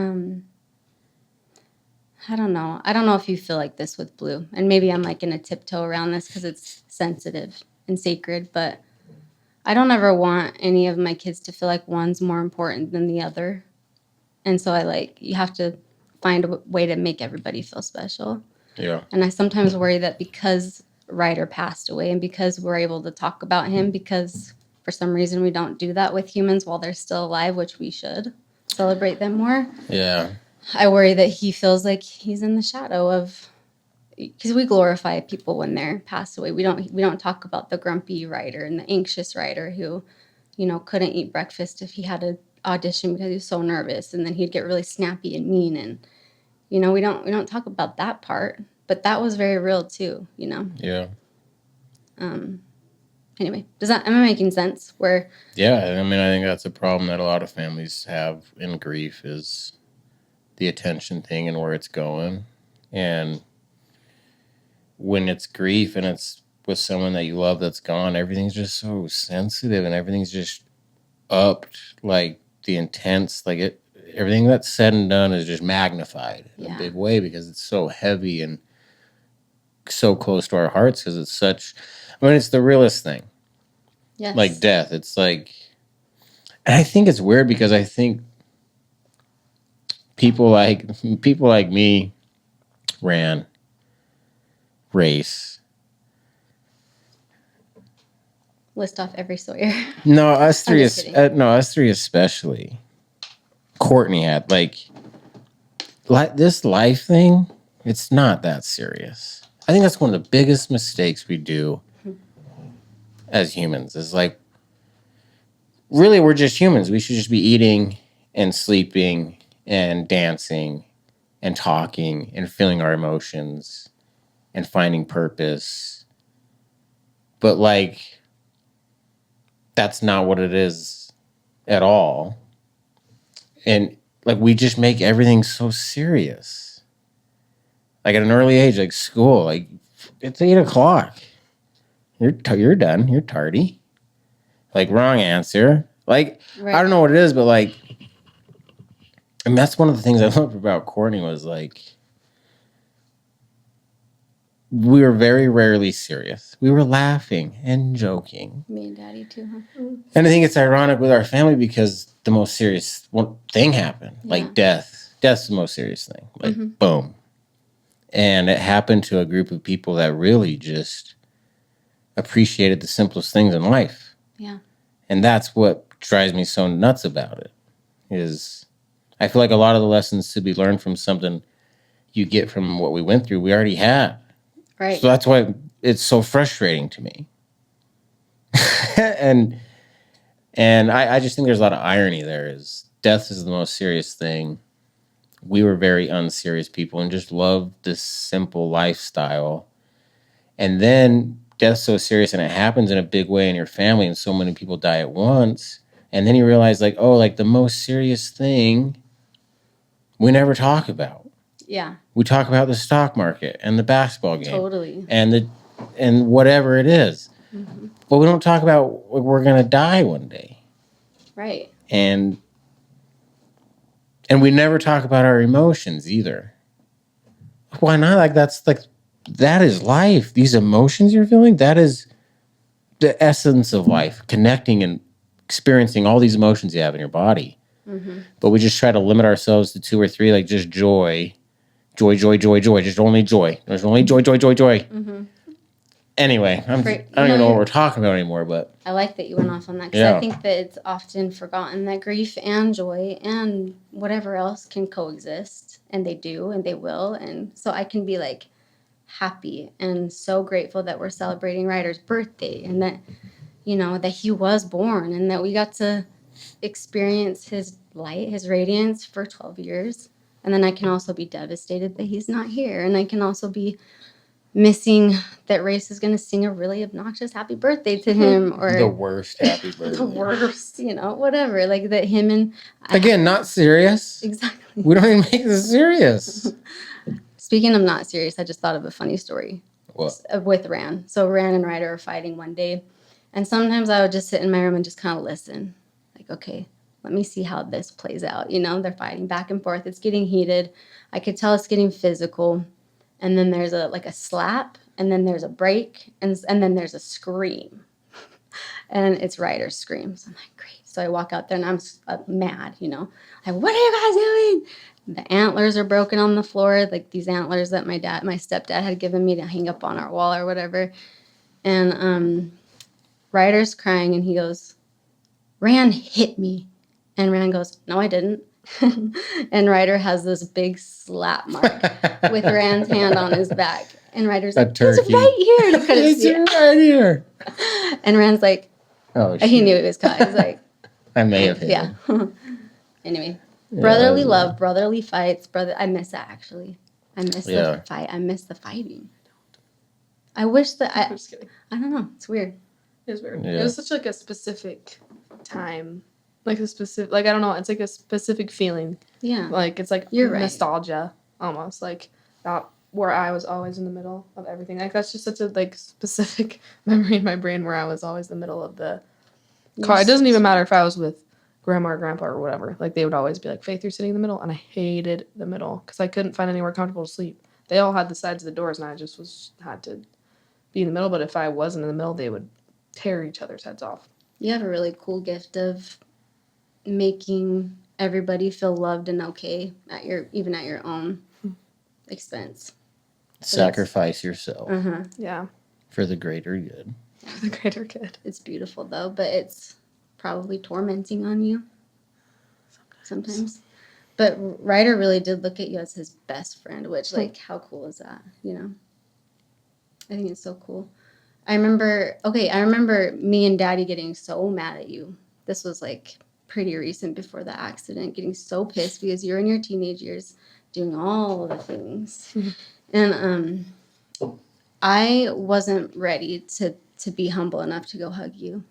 I was too pissed, which is stupid. It's stupid now. Like I would just go hug you now. But I was too prideful and whatever.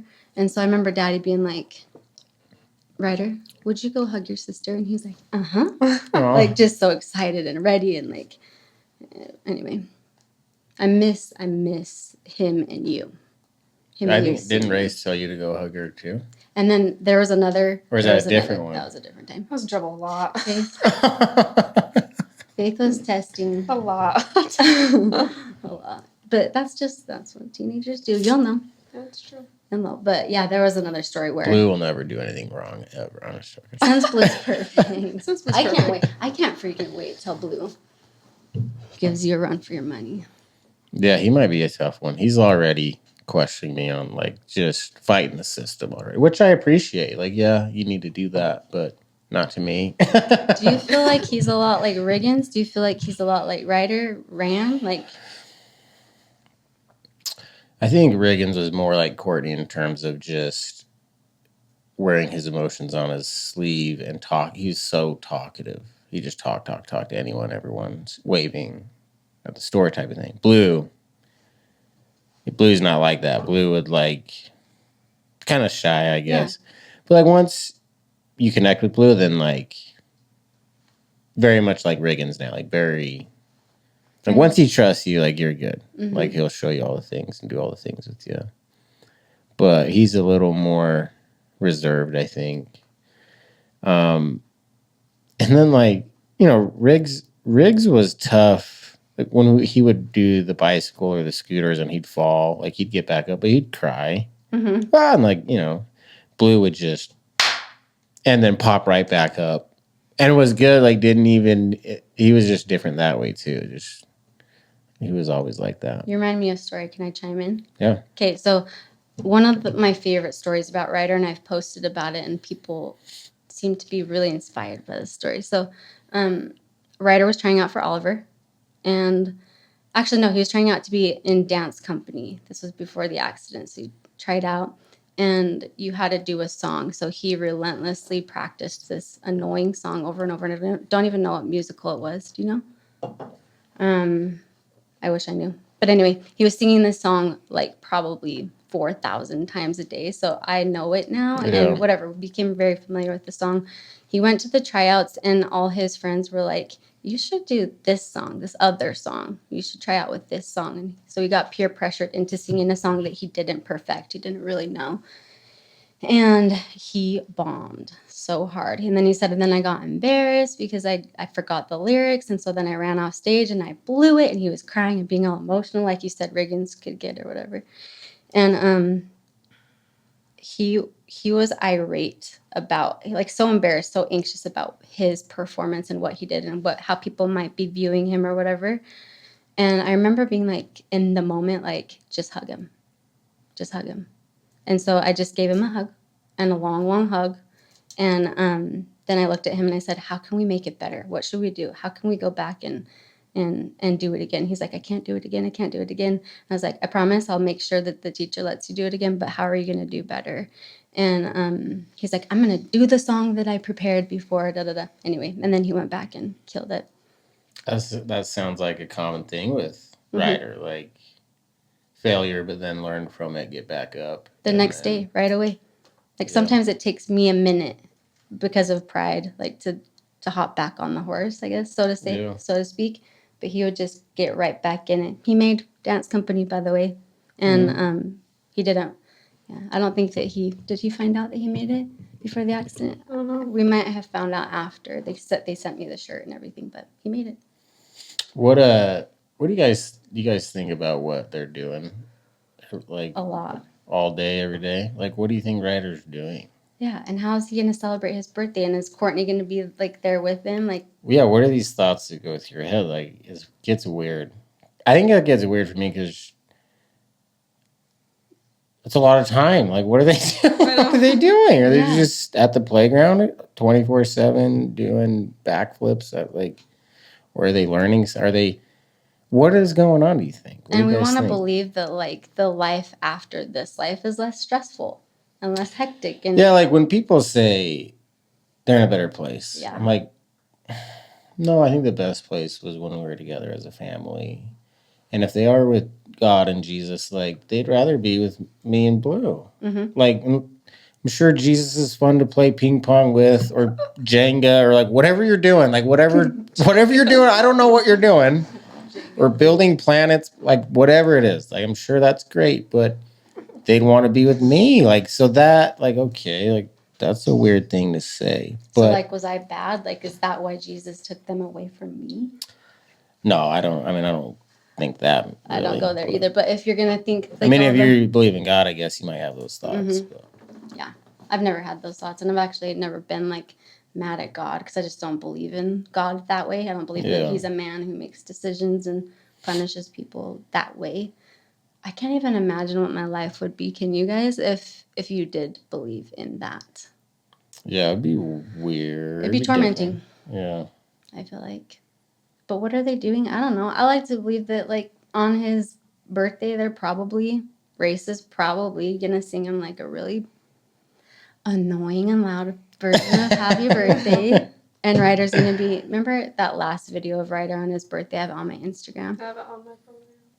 Where Race is singing and he's just laughing his head off at your mom at Grandma Casey's. And I like to believe, like, that's kind of where he's stuck in my mind.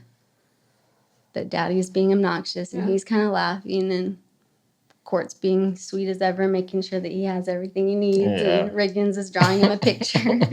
And Frankie, you know, he's probably pushing Frankie around in some bike. I don't know. They're stuck at the age for me. I know. It's weird that way, too, is Frankie's, too, when I think of her. But sometimes when I talk to Frankie, I feel like I'm talking to an older person. Like, Frankie's given me advice before, like, as an adult. But I still picture... her face, I just can't... You can't see and I saw Frankie's body. She was the only body I saw. So I don't know if that has anything to do with it. But, like... But I don't know if that's true, actually, because I only see Riggins and Court. I see all of them. The age they died. So you said Frankie's giving you advice, though. Yeah, I mean, I just talk to her about things. Okay, gotcha. And ask her questions. And then she gives me answers. Again, I don't know if it's just my brain guessing what she would say. But And it's weird. It's weird for me because I have Blue, so I'm gonna get a lot of experiences being a boy dad. But like with Frankie, like gone, not a daughter like that. Yeah. So not that it's easier, like, but it's different. Like I wanted to walk her down the aisle and go to the daddy daughter dance and make fun of her for dating boys and being awkward with the dates she'd bring home and her going like you just being a mom and all those things. But Yeah. Do you think they hang out oh yeah, wherever they're at? Like wherever they're at for sure. all of them? You think so? They're together all the time. I think whenever I think of one of them, I always I think assume of all of like they're They're yeah. together, I think yeah. about all of them. Me too. So I feel like they're always together Me type too. of thing. At least 90% of the time. At least maybe similar to us. Like we both live in St. George, but like we're with each other. Like I don't know. Yeah. Well, that's a cool thought. Yeah. What do you guys say to people when they're like, "How you doing?"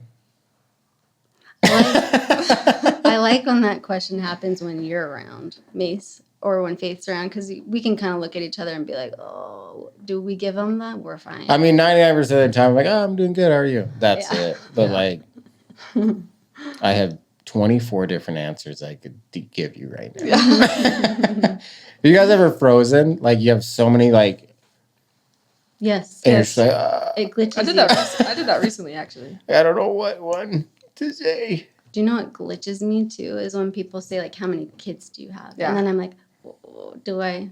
I always just say 3. I have 3. 2 died in a car accident. And they're like, "Oh, what the hell?" I'm like, "Yeah, welcome to the show." You asked, so That's so Welcome to the funny. show. That's yeah, like welcome to my life.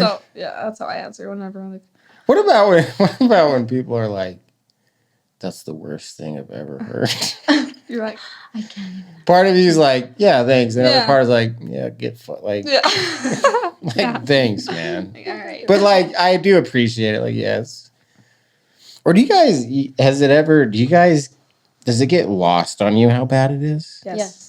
Because it's your everyday. Yeah, it's my everyday. And then when you this happens to me when I tell someone new Yeah. and I see it on their face, I'm like, oh yeah, like, Yeah, it's it really is bad. pretty bad, huh? Yeah, Like it's really most bad. people don't Don't. experience that, huh? Like, but yeah, it kind of gets Yeah. like you take for granted how awful it is almost. Like, damn. Because you just have to live anyways. Yeah. Right. We There live is with no it other every option. single day. Yeah. Well, Yeah. and there's no option. And then like people are like, how do you do it?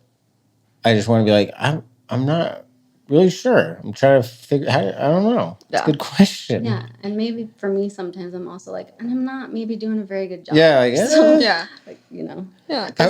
I know I have the podcast and I do speaking gigs, but like if I gave the impression that I figured this out, like I messed up, like I'm, Yeah. I'm lying to you because I and I never say that. I never like, hey, I figured it out. Yeah. That's true. totally. Yeah. It's just basically I tell the story. Don't be a cow, be a buffalo. And I think the favorite thing that I get from podcasting and public speaking, not that you guys asked, Please tell them. but like it's just about, and I realize this doing a podcast with Colin Campbell is it's a ritual. It's a ritual for them every week when I post one. It's because they're dead, and it's because of that we're sharing these stories. So I love that, and of course I forgot what I was gonna say. I mean, I do love the feeling that it gives me. What were we just talking about? Isn't that so weird? I do this all the time where I'm like, I'm literally telling a story, and halfway through my story, I swear I'm sober, and I'm like, Oh yeah. why did that leave my brain? Like, where did my brain go? It's still here, but where did it go? Oh, but like. Colin, you said like he. But one of the, I think one of the things that the message does is not only does it help me, but like Oh yeah, why you podcast? it just allows people like, oh, I can talk about my stuff to them. Mm-hmm. Like it just makes and that's something that I appreciate is making people feel comfortable that they can talk about it, and they might not know what to say, but at least trying to find the words matters, and it helps make it reality. And then once you're in acceptance, then you can start to battle this thing and make it better. It's kind of like a similar principle to what I teach in yoga, which is like, we're not crying because we feel bad for ourselves, but we're crying because it came up. We're working through it. And when you cry, you give other people permission to also cry and be vulnerable.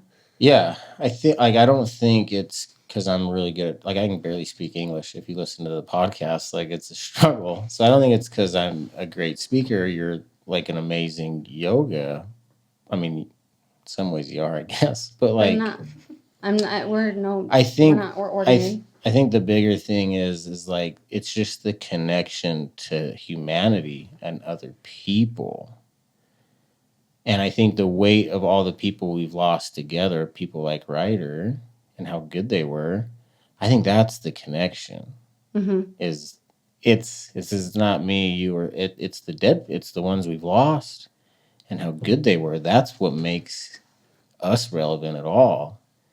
And how relatable it is to everyone else. Because if you're in this life, you're gonna love somebody, and if you're loving somebody, you're eventually gonna lose that person, whether it's to death or whatever else. Yeah, did you guys, like, I went through an anger phase where, like, and almost like an ego phase, like no one gets my level of pain. Mm-hmm.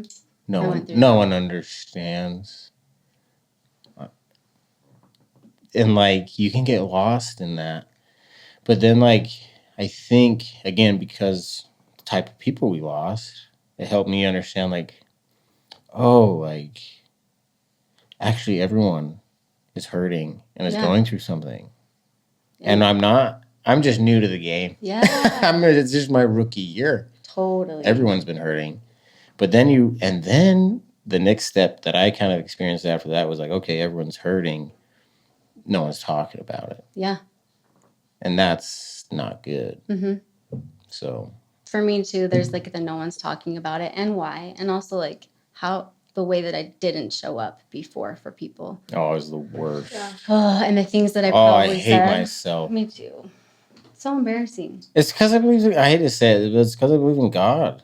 So like 5 years, his mom died 5 years ago. Like, he's probably good. Yeah, they're good. In heaven, like, he's probably bad. He's probably good. Yeah. Hey Tyson, what's up, man? He's like, hi. Totally. Like, what's his deal? Why is he smiling? It's still hung up about your mom? I did. Right. Move on. Yeah, not good. I had an ex-boyfriend say that to me one time. Yeah. It's like, it's been a year and a half. And I was like, wow. Are you still hung up on that, Faye? You still miss your dad and your brother? Still miss weird. them? Weird. Yeah, that's weird. Thought you'd be over in like 3 months. It's so weird and uncomfortable. It is, but going back to what you said originally, where it's like I forget how like startling it is to hear something like that. Like, yeah, like put my youngest son and my husband and my sister-in-law and my niece and my nephew, and you just keep going, you know. And then people are like, whoa. Well, me and Ryan wrote that song because Faith inspired me with her singing. I'm like, I'll write a song. Because listen, like, from my perspective, like, this is all you get. So when I die, I want a song on the resume. Like, I wrote a song. I love that. And it may be complete shit, but I wrote one. Let's talk about the book you wrote too. No, hold on. But like, I wrote this song with Ryan. Jesus, I'm gonna forget why I brought it up. I'm sorry, I did that too. But we were talking about how many people, like, it's startling to hear. So you wrote this song. But like, at the end, I talk about how I can't sleep ever. And then part of me doesn't want to sleep because I might dream about him. But also then you have to wake up. Yeah. And you start it all over again. Like, there's a part of me that gets to the day of acceptance and it's like, okay, let's not fall asleep because we're here. Like, this is terrible, but at least we're here. Like, I don't want to wake up and have to go through denial and anger and, like, we're here. Yeah. So, like, I don't want to go to sleep for that reason either. So anyway, at the end of the song, I just talk about I can't sleep, she'll be waiting, meaning Courtney. I can't sleep, he'll be waiting because of Riggins. I can't sleep, she'll be waiting because of Frankie. I can't sleep, he'll be waiting for Race. I can't sleep, he'll be waiting. And it gets just so heavy. And I remember when I was writing it, I just started, when I get to the third, fourth person, like, I'm like, another one, I have to write another one after this. And I do think the weight of that does just like, whoa. It's a lot. And I remember when I started the podcasting thing, I was thinking about doing an intro. So like every time someone got on the podcast, like, oh, Mason Sawyer, I lost my wife Courtney, and just so like if if you logged in season 2 episode 30, you'd kind of have like, oh wow, okay. Yeah. And so I remember practicing like the intro, like I lost my wife, and I had to say it, and I was breaking down crying. I could never record a good one, but I think it was healthy for me to I just repeated it out loud alone in my basement crying. Like, wow. I think just saying it over and over kind of just helped me process it. There is something about saying it out loud, I feel like. Yeah, it was brutal, but like good. So I teach yoga. Yeah. And me and Sorry, you really are good at teaching yoga. I didn't mean that like I meant that in like respect to the loved ones that we lost. 100% knew what you meant. So that's what I was trying to go for. But. And I don't claim to be any fantastic or extraordinary teacher. But I love teaching it. And me and Race hosted a yoga retreat when we lived in St. George. And Ryder wanted to be included. And so he had started watching those Avatar movies. I've never watched them. Have you guys? The cartoon ones? Is that the guy with like the arrow on his forehead? Yeah. We used to watch it as kids. Yeah. And so, but I didn't know much about it. But apparently it talks about like wind and fire. And he got really into the chakras. And so like the places of energy in your body. 7 chakras. And so he came to the sound bowl portion of my yoga retreat. He was a young kid. He was probably 9 or 10, and sat through the whole thing. And then after, he goes, okay, I'm going to help you now. I'm going to help you be your teacher. I'm going to do the breath work part and you'll do the yoga part. And anyway, really cute and really innocent and really interesting that like going back to that, like he was a special spirit. He knew energy different, maybe even more intelligently than I did, than I do, than maybe I ever will.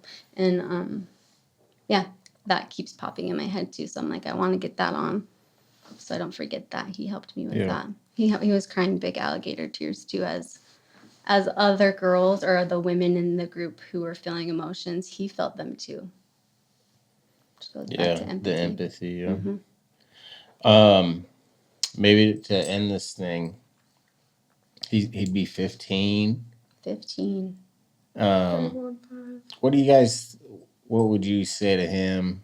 What do you think he'd say to you if you got to see him for a minute or two? Maybe I'll go first. And let you guys Go think. first. So, like, I had this with Courtney a lot, but we just said sorry to each other a lot when we first started talking to each other. Like, I'm sorry that I wasn't in the car, and she's like, I'm sorry we decided to go. Like, we're just saying sorry. So I'd want to say that to Ryder. Like, I'm sorry I didn't drive. Like, I think it would have changed things. And then, not that he even owes me an apology, but I just feel like Ryder would say sorry back just because that's who he is. Like, he's just a little kid. Like, he didn't do anything wrong, but he'd still like, oh, I'm sorry. I'm like, no, you don't need to say sorry. True. But, like, I just feel like he would just because he'd see me crying. He's like, you don't need to feel bad. Like, that's just who Ryder was. Mm-hmm. Comfort you. But then I feel, I mean, tell me if I'm wrong, but I think Ryder would he would tell me about Riggins and Frankie and Courtney and just give me this reassurance that they love me and they've been taught. Like, that's all he'd be about, I think. He's just trying to make me, because he loves me so much, and he just want to make me feel the best he could, but also with the truth and being sincere, like not lying to me. Mm-hmm. And then I just feel like there's just a little, he'd give me some kind of prank, joke, something. He'd give me a little something. I think it would go with something like that if I got to talk to Ryder for a little bit. That's cool. What about you guys? Go ahead. You know? You don't know yet? I like to think that you said, like, what advice would he give you, or maybe what would he say? Yeah, like, you got to see him for a minute. Like, what are you saying? Mm. Or maybe you don't, like, what are you guys doing? I love that question. I've never pondered this question before. Yeah. Interesting. I think, yeah. It's so overwhelming. Do you guys ever think, like, like when you see him again. Yeah. Like, is our heart just gonna explode? I don't know if I've gotten there. I think I'd just die. Yeah. And then they'd have to wait for me. Like, Oh. I do you know what I mean? Like, Yes. I think I'd literally just, if I saw all of them, I'd just be like, I'd have a heart attack and die of joy. I think, like, I don't even know how I'd even do it. It's too much. It's too big. Well, I've had a dream. I had this dream once on Christmas one year, the first year when we were in Vegas, the best Christmas ever. We need to tell. We need to. Can we? Yes. Can we remember what we were gonna say though? Easily. Okay. Let's use the metaphor of the buffalo and the cows real quick. Yes. Like, we know the metaphor. We were very much cows. Oh yeah. The first. We were. I mean, at least a year for me. Like. Oh yeah. And you talk about how hard the holidays are, Keshia. So it's the first Christmas, and we want absolutely nothing to do with Christmas. Nothing. No traditions. No. We don't want. I don't want to see nothing. And honestly, how dare anyone put up Christmas lights? I mean that's what grief will do to you. It just makes you so selfish. Like, oh, still celebrating Christmas, huh? No one cares. Like, no one cares. Oh, you're getting your son a bike. Oh, cool Christmas bike for your kid that's alive. Like, just being an asshole to everyone in your head. Like, jingle bells sucks. And so, I don't know if they asked us, but we're like, let's go to Vegas. Because no snow. It's Vegas, so limited Christmas stuff. So we go to Vegas, and it's Christmas Eve. And I think we're just in the bed. We're in bed, just laying there, I think, is what we were really doing. We're just kind of laying there. Yep. I think some of us were sick. Might go to a Raiders game, but we're just in Vegas. It's Christmas Eve, and I thought everything would be open, kind of. Yeah. Because it's Vegas. It's nothing's No. Nothing's open. And Sage and my mom, they got White Castle. Oh, it's terrible. I went with burgers. Yeah. Which White Castle, just on an average day, that's not Christmas Eve. It's a coin toss. It's a questionable pick. But it was these burgers on Christmas Eve were they were so bad. I don't think we ate them. No. They didn't even bring them back. Tacos. What did we even eat? I don't even remember now. Lindsay ordered Mexican food. And then we ordered Mexican food, I guess. I don't remember. That part was so funny because you know how grandma is, and there's this homeless dude who was like clearly on drugs and just like out on the chair, and they kept calling his number. So grandma like peeked at his receipt and was like, "Hey, buddy, they're calling your number." And this so funny. That is great. Yeah. Okay. Anyway. We forgot what we were going to say. Yeah. So that's all I had. So we went to Vegas. And it was the worst Christmas ever. We're sick. We don't want to do Christmas. It was brutal. Whatever. Anyway, it's embedded in my memory because I had the dream of Ryder, and it was the first time I've dreamt of Ryder. And the dream was, I guess it's classic, people in grief. I don't know if you guys have had it, but it's the hugging dream. And in the dream, you see that person who you've lost, and you just run up to each other, and there's no words exchanged, but you feel all the things that you're trying to communicate with each other. And we just hugged and just kept hugging. And then eventually the only words that came out of his mouth and mine are, I miss you. I really miss you. I miss you. I miss you. I miss you. So I think that's what he would say. I think he would say, I've missed you. What's it like waking up from a dream like that? Terrible. It felt really hard. I think it felt really hard, especially so early in grief, because then it was gone. But it also felt really special. It felt like I had gone to bed praying, whatever version of praying you believe in. But for me, it was just like talking out loud to Ryder and being like, I just miss you. Will you please show up? And then you did. And and it was really tender and sweet and hard to wake up from, because then it was almost like it was so early in my brain that I had to remember that, oh yeah, Ryder isn't going to be here this Christmas morning, and Ryder's gone. Oh yeah, Race is gone. Like that kind of remembering that you kind of often do in the early stages of grief, I feel like. But I'm grateful that it happened. And then the same dream, the next Christmas Eve. You had the same one. Mm-hmm. Same exact. And then I've talked to a couple of friends about that dream, and they're like, you had the hugging dream. Mm-hmm. So it's like a common, there you go, I guess, dream. But I do think he would just say, I miss you, Mom. I love you. Faith, what about you? Anything come to mind? I get so emotional about it. Because I remember you said something about this, but like your brain can only grieve like one person at a time or something. And the first year, I like really, really missed Ryder. And the past probably like 8 or 9 months, I've been just needing my dad so bad. And so when I talk about Ryder, I think about him every day, but like I feel like my dad's presence is more prominent right now. And so when I talk and think about Ryder, I just forget how much I miss him and how much I just miss his radiance. And I think if I were to see him, I've also had the hugging dream. I don't remember when it was, but it was a hugging dream with my dad though. But I've had dreams where Ryder's in it, and we're just having the best time. And I honestly think he would just say, like, proud of you, and I miss you, and all those times where you feel like this would be so fun if he was here. Like, I am there, and I'm enjoying it just as much as you. So I think that's what he would say. Yeah. Anything else you guys want to say to wrap up That was Ryder's birthday? Yeah, I think that was a good way to end it. Yeah, I like that. Ryder, we love you very much. Happy birthday. And then we'll have you girls on again for the night of the accident that's coming up. So Happy birthday, Ryder boy. we'll We talk love about you. Ryder again. 15. 15. Thanks for having us, He'd be Mace. learning to drive. Yeah, Learning to drive. that'd be nice. What?